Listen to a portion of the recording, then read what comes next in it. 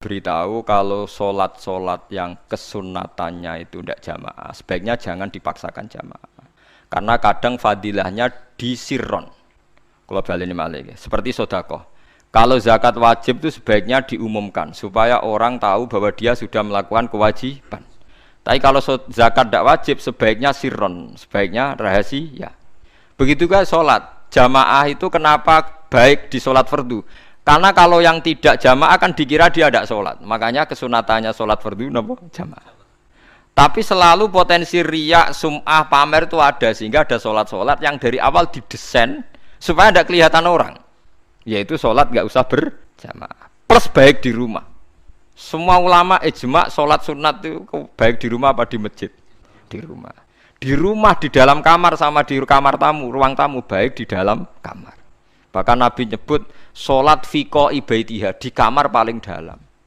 Nah, bagaimana mungkin sholat yang sudah didesain sirron begini, misalnya kayak tahajud, disunatno bengi-bengi ben ra wong roh, disunatno ning jero kamar ben wong ra roh. Jebule jamaah kan jadi aneh kan. Tapi kayak nentang ya goblok, barang apa kok mbok tentang. Ya tapi kowe tenanan ya goblok kok ora sunah Nabi ki, Pak. Mulane nek ora takok itu yang jenengan takoki kok ngubang-ubang. Lha makane aku wong alim dadi bingung. Bingunge iku mergo akeh ilmune ora kok koyo bingungem. Tapi sing jelas peminat ibadah kelon itu lebih banyak. Niku wau sing mesti niku. Karena Anda harus sepakat kan kelon niku napa? Ibadah. Kita sepakat kan. Dan itu peminatnya banyak. Itu sekali ada pengganggu pasti dikomentari tidak baik. Padahal pengganggu nih ngajak tahajud. Itu akhirnya akan tahajud jadi korban dikomentari gara-gara penggang. Nah itu yang saya tidak senang. Dieling-eling. Yang keempat, ini makom saya tapi jangan sampai tiru. Ada thariqah namanya mulamatiyah yang pernah disebut di mana ya mulamatiyah. Orang yang maca malamatiyah. Ada ulama itu seumur-umurnya itu tidak pernah sholat qobliyah ba'diyah. Tapi ojo tiru, kalau ngomong saya ulang-ulang jangan tiru. Nah, kalau sering tiru, mboten nate sholat qobliyah ba'diyah. Termasuk yang menentang itu Abdul Hasan Asy'adzili dulu ketika beliau belum wali papan atas.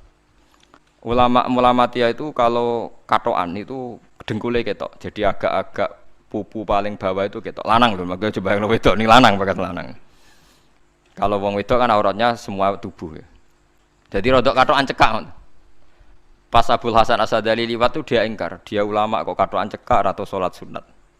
Hasan Asy'adzili yang jadi thariqah sama Syadziliyah nu. Itu juga pernah wali anyaran, janggal dia kan cek wali perfect, wali seneng sempurna. Nah, akhirnya ketemu sama ulama itu ternyata jagongan yang antarane langit mbek bumi. Kok orang tadi sing katokan cekak maksudnya itu kok orang tadi. Terus digojol sana. Kamu jangan nyindir saya, jangan ngenyek saya. Makomamu cek duraku. Kamu lihat itu umatnya Muhammad banyak, itu sing iso ngancani aku. Ternyata dia itu punya thariqah kumpul wong bid'ah, wong sekuler, wong nakal, supaya mereka untuk rahmat mergo ini. Karena dekne mantep parang pangeran, gak mungkin wong bid'ah, wong salah tak awari aku kena azab. Mesti pangeran ngergani aku. Jadi dekne ngancani wong nakal iku demi supaya wong nakal ora kena azab. Mergo diproses ilallah. Diproses didakwai napa? Ilallah. Sebab barokah ini dekne dadi wali. Terus adekne salat sunat qobliyah ba'diyah dekne berat. Gak tahu blas alasane. Dijak salat fardhu ya abot. Nak nganti disangka qobliyah ba'diyah penting malah abot. Mulane aku ora usah salat qobliyah ba'diyah. Lah iku sing makome iku kula baleni malih. Dijak salat fardhu wae abot. Nak nganti aku qobliyah zuhur 4 rakaat, ba'diyah zuhur 4 rakaat. Utawa 2 rakaat, 2 rakaat. Tapi paling afdal kan 4 khusus zuhur lho nggih. Kaya apa? Dadi dekne nunjukno nek Islam ku mau salat fardhu faqat, ora luweh, ora kurang. Lha iku dadi wali mulamatiyah sing digo tawasul teng Manaqib Syekh Abdul Qadir apa? Jilani ya mulamatiyah. Iku wali-wali anti salat qobliyah, anti salat ba'diyah. Lane kula niku nganti sakniki nggih jarang teng kampung kula niku terkenal Gus Bae iku wong alim ora tau salat sunat. Ya anggere wong narukan salat sunat kabeh aku malah ora, tapi nek ora kabeh aku tak salat ta. Pokoke sementing ku ya sementing beda. Sementing beda. Ya alasannya masuk akal. Alasannya masuk akal. Maka itu Abdul Hasan Asy'adzili pernah juga diingatkan wali-wali yang lebih senior. Begitu juga Abu Yazid Al-Bustami. Beliau juga pernah dipermalukan wali-wali agak preman. Tapi itu cerita wali, sampean harus percaya karena ini cerita ilmu hal. Abu Yazid itu seorang wali besar, makanya kan masyhur banyak santri namanya Bustami itu dulu tafal sama Abu Yazid sinten Al-Bustami. Itu dia wali, ya wali Menara Gading, dia yang ngajar di pondok. Awalnya begitu ngajar, pokoknya jadi wong saleh. Niki cerita. Sing cerita kula nggih kiai-kiai. Cuma nak cerita niki kula ora roh referensine, tapi kula nate diceritani. Nak sing tadi saya tahu kitabnya. Jadi fair secara akademik sing wau kula roh kitabe. Nah niki jare cerita. Tapi kula percaya karena saya tahu padanannya, tidak sepersis itu tapi tahu padanannya. Dia itu mimpi, ya Allah saya ini nanti di surga bersama siapa? Saking yakinnya dia soleh. Jadi mantep papan atas, gak pantes ana sing baturi dekne napa ning swarga. Mbek pangeran dijawab, wis ngono mbek Ruhin gitu. Ternyata si Ruhin ini yang ditunjuk di mimpinya itu orang yang kumpul wong mabuk-mabuk di warung mabuk, warung fly, terus dia ke situ tanya Ruhin yang lain enggak ada ya keriting ndak itu ya semuanya orangnya itu tok itu ngelek keriting ndak semuanya itu tok. Tanya-tanya enggak ada yang lain terus. Mosok wali kancaku kok awor wong-wong napa mabuk. Dia akhirnya balik kanan. Wah, nak ngono ngipiku kok setan. Terus diceluk mbek wali tadi. Ya Aba Yazid, ya betul, memang teman kamu di surga itu saya ya. Padahal tidak ngomong apa ya, memang dikon. Ya betul, memang teman kamu di surga itu saya aja. Wah, ya wali tenan maksudnya, Bro. Terus ditanya, "Kenapa kamu berteman orang-orang mabuk itu?" Dinya apa? Cangkemmu sing darani aku kancanan sapa? Aku iku ning gone warung mabuk mau ngombe banyu putih. Nak kancaku do mabuk aku orang banyu. Iku ape tak tobatno, sing separo wis ning masjid, saking nyabariku ngancani, tapi aku ngombe banyu putih. Sing separuh tugasem kok. Senengane nyalahno wong. Waduh. Wali biasa kumpul santri kon nobatno preman. Mergo mangkel nek disalahno Abu Yazid sing separuh tugasem. Mergo sing separuh wis tak tobatno. Saiki ning masjid wis rane warung ya. Abu Yazid ya rada meriang tapi wong piye wis ditantang ngono. Dekne wali tenan. Moe ngetokno waline dekne. Ya Allah, nak pancen kula waline jenengan tenan. Wong sing roh wajahku kudu tobat Gusti. Akhirnya Abu Yazid ngetokno waline. Umatem kon ndelok ora iku, nek ora tobat aja undang Abu Yazid. Wah, itu dekat wali. Akhirnya, "Hei umatku, hadza Abu Yazid." Iku Abu Yazid wali Allah. Delok wajah itu. Didelok wajah langsung tobat. Makanya ini dua beliau itu akhirnya berteman apa? Di surga. Ya kan milih wali sing kayak Abu Yazid atau sing. Nah, menurut saya cerita ini penting supaya anda sing biasa ning warung ada kemungkinan itu lah. Maksudnya penting kan itu. Artinya ben husnudzon mbek wong ada potensi itu. Lho nggih, sampean tak critani di Yaman itu ada para habaib Maulad Dawilah. Maulad Dawilah itu termasuk habib yang kastanya sepuh. Itu Sayyid Umar Hafid itu sering main di sana di kampung Maulad Dawilah. Niku nggih modele nggih mboten nate salat sunat. Yang maghrib, badhe maghrib jagungan sekedap kinten-kinten di 10 menit terus salat isya. Kinten-kinten cara mriki nggih 6:15. Ya Sayyid Umar nggih mau gedhe-gedhe tok tapi Habib sendiri gitu. Mboten ngenteni waktu isya. Anggere takoki jenengan Habib ndak bedui pokoke kita bedui. Saking khawatirnya Islam dianggap berat. Mergo Imam Syafi'i ning mazhab kaul jadid, malah mboten kaul qadim kaul apa? Jadid. Nak darani wektu maghrib kira-kira wong salat 5 rakaat. Nggih, terus pokoke wong wudu nutupi aurat salat 5 rakaat. Niku nate kula hitung kira-kira mau 20 menit. Dadi nak sampean salat isya 6:30 wis mesti napa? Sah. Cara mazhab Imam Syafi'i. Nah, cuma mazhab ini enggak populer di ashabnya, ditentang nggih oleh ashabnya. Yang populer enteke mega napa abang. Tapi sebenarnya mazhab Syafi'i yang jadid itu. Mulane kula nang jamaah takdim angger kira-kira wis 6:30 kita jamak nak pas lunga.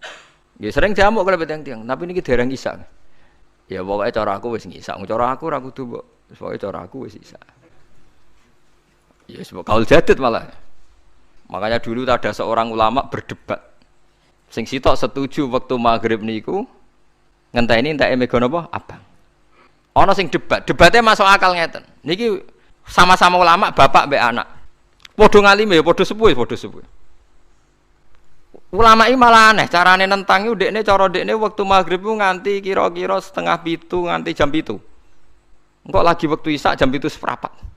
Pokoke dekne moh nak darani wektu maghrib ku cepet moh. Jare alasane masuk akal. Pangeran nu nak gawe biasanya ana kembarane, jadi ana tandingane. Jadi lucu ulama kok jadi. Ulama ya kadang ya lucu. Sampai nak sholat subuh jam piro? 4:30 kan, anggap aja 4:30. Berarti subuh nganti meletak srengenge ada waktu 1,5 jam.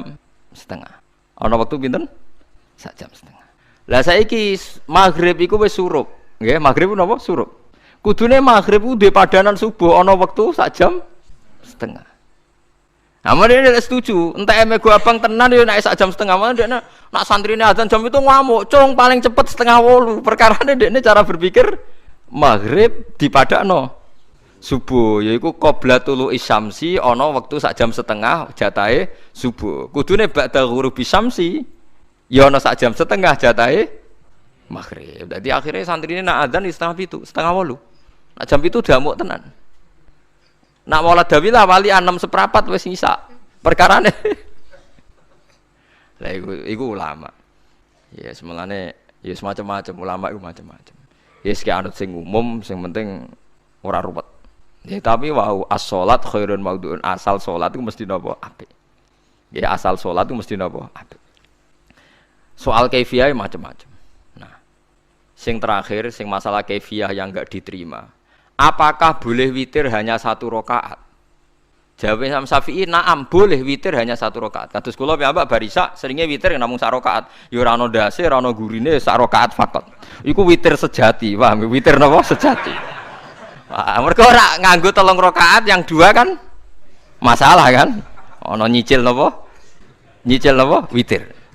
Jadi kalau tak akali, Gus kenapa nak witir sitok? Lah aku nganggo witir model piye wae ketoke ora sejati, sejati gak? Witir napa sitok. Lha iku Sayyidina Utsman niku saurip-uripe sahabat terkenal. Niku mboten nate witir luwih kok sitok, iki sak rakaat. Tapi aja takok sing diwaca Quran khatam. Lah iku perkara. Dadi sak rakaat tapi diwaca Quran apa? Khatam. Dadi autara bi rakaatin khatama fihal Quran. Dadi sak rakaat tapi khatam Quran. Iku sinten Sayyidina sinten Utsman. Alasan Imam Syafi'i Nabi tau witir nganggo 3 rakaat. Cara Imam Syafi'i ku gak mungkin sing witir tetep sing guri sitok. Mergo sing loro tetep salatun mustaqillatun, salat sing sendiri.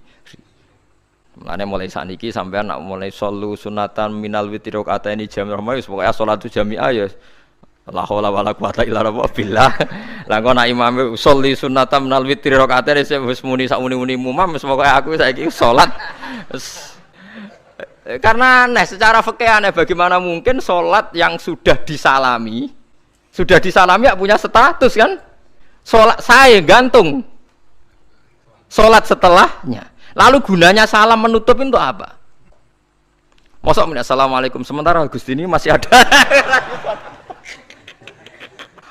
Wis disalami umpama kowe ngentut ya salate sah, umpama aurate kebuka ya sah. Mergo wis bar. Paham ya? Jadi sholat itu ora iso. Jadi mulane jadi kontroversi. Tapi ya apik, bantah-bantahan sholat ya apik, bantah-bantahan barang apik.